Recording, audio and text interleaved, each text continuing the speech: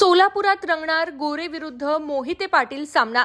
पुढील एका महिन्यात नगरपालिका निवडणुकांचा कार्यक्रम संपुष्टात येणार असल्याचं दिसून येतंय। प्रत्येक पक्ष निवडणुकांच्या तयारीला लागलाय।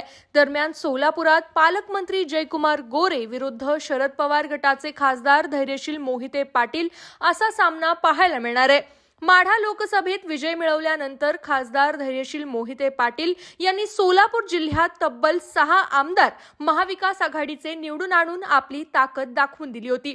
त्यामुळे आता खासदार धैर्यशील मोहिते पाटील यांचा स्वतःचा बालेकिल्ला असलेला अकलूजसह पंढरपूर, सांगोला, मंगळवेढा, करमाळा, कुर्डवाडी आणि मोहोळ या 6 नगरपालिका जिंकण्यासाठी मोर्चे बांधणीला सुरुवात केली आहे। यासाठी खासदार धैर्यशील मोहिते पाटील यांच्या जोडीला आमदार अभिजित पाटील, आमदार नारायण पाटील, आमदार उत्तमराव जानकर, आमदार राजू खरे या शरद पवार गटाच्या आमदारांसोबत शेकापचे आमदार डॉक्टर बाबासाहेब देशमुख आणि उबाठा गटाचे आमदार दिलीप सोपल हेही आपली ताकद महाविकास आघाडीसाठी लावताना दिसतायत।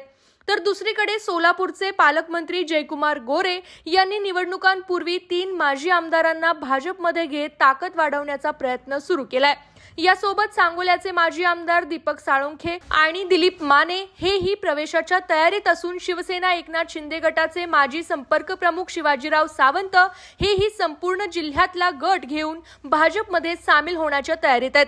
त्यामुळे येत्या निवडणुकीत खरा सामना हा पालकमंत्री जयकुमार गोरे आणि शरद पवार गटाचे खासदार धैर्यशील मोहिते पाटील यांच्यातच रंगणार असल्याचं चित्र आहे। त्यामुळे पालकमंत्री जयकुमार गोरे यांच्यासाठी ही प्रतिष्ठेची निवडणूक असणार आहे। दरम्यान आता जिल्ह्यांतर्गत कोण कोणाशी युती करणार आणि कोण कोणत्या पक्षात जाणार यावर पुढील समीकरणं ठरणार आहेत।